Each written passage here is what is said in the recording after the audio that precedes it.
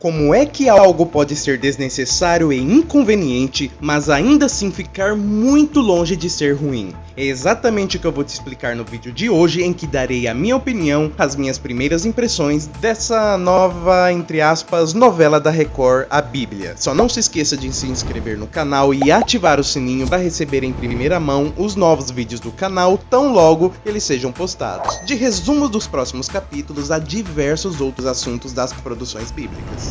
Bom, a ideia principal de A Bíblia é ser uma reunião dos melhores momentos das novelas Gênesis, Os 10 Mandamentos e A Terra Prometida, a fim de preparar terreno para a história da inédita novela Reis, que já está em produção.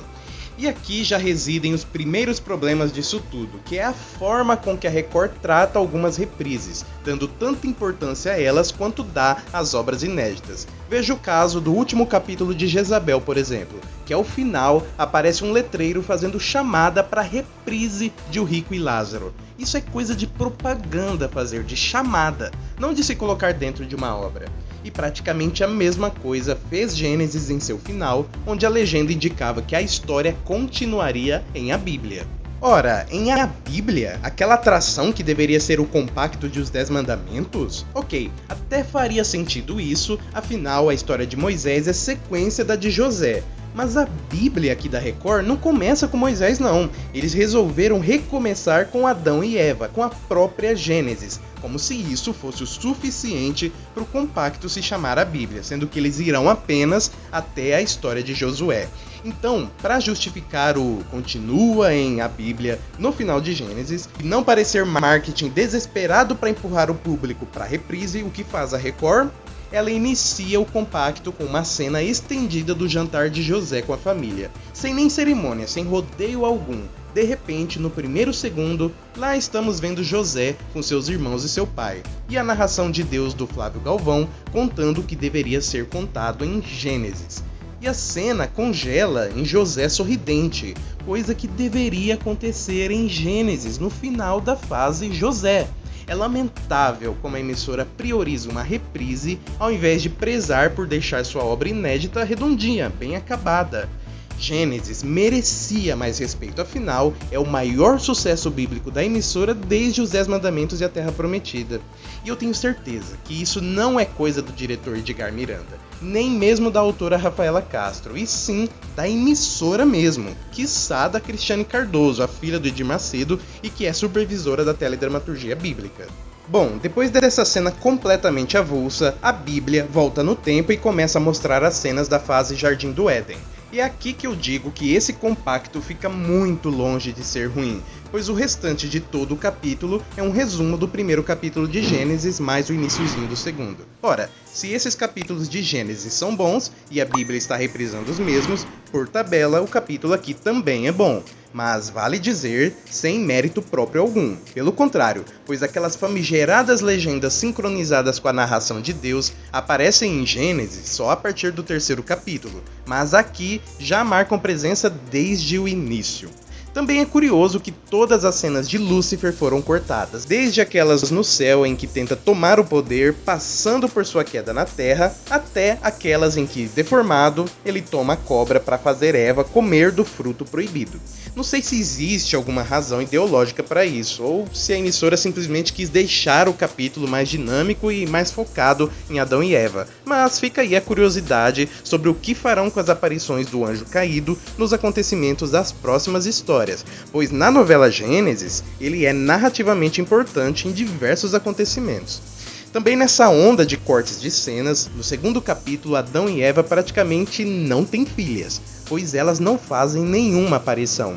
Então toda aquela história da revolta das meninas por causa do modo de vida dos dois irmãos e que culmina no afastamento de todas elas do restante da família foi completamente suprimida do compacto. Tanto é que aqui Caim, depois de matar Abel e ser amaldiçoado, apenas fugiu. enquanto em Gênesis vimos que ele foi parar lá na aldeia das irmãs e por lá se casou com uma delas. Vale dizer que não foram apenas essas as cenas cortadas, mas várias outras dos próprios personagens protagonistas aqui, como por exemplo aquela em que Adão fica doente e Eva roga ao pai que o cure. Também algumas da briga de Caim com Adão no segundo capítulo, bem como do cântico de lamentação de Adão depois de perder os 2 filhos.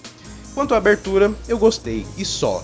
É bem feita, tem um acabamento legalzinho, mas é pouco criativa, é literal demais. Mas ok, entregou o mínimo. E o congelamento no final dos capítulos ganha pontos por não repetir o estilo batido de Apocalipse e Jesus, e muito menos o de Gênesis, mas também não tem nada demais. Algumas músicas também foram modificadas, mas a maioria está lá.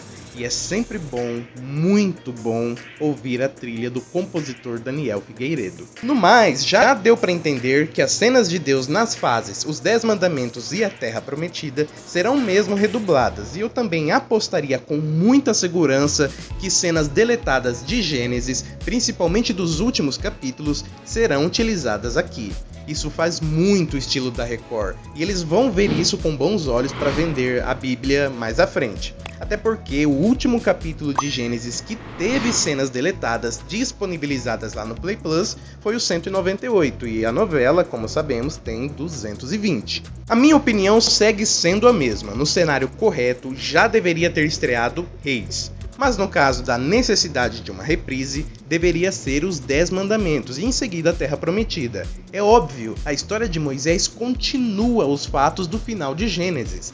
Essa, Gênesis, jamais deveria recomeçar tão logo termina, pois isso só contribui para o desgaste da imagem das bíblicas com o grande público. Se o público se cansa de ver as mesmas coisas o ano inteiro, a audiência tende a cair, o que diminui a chance de novas adaptações bíblicas que você e eu queremos ver. Ou então diminui o orçamento das produções, fazendo com que tenhamos que nos contentar com cenários pobres e limitados.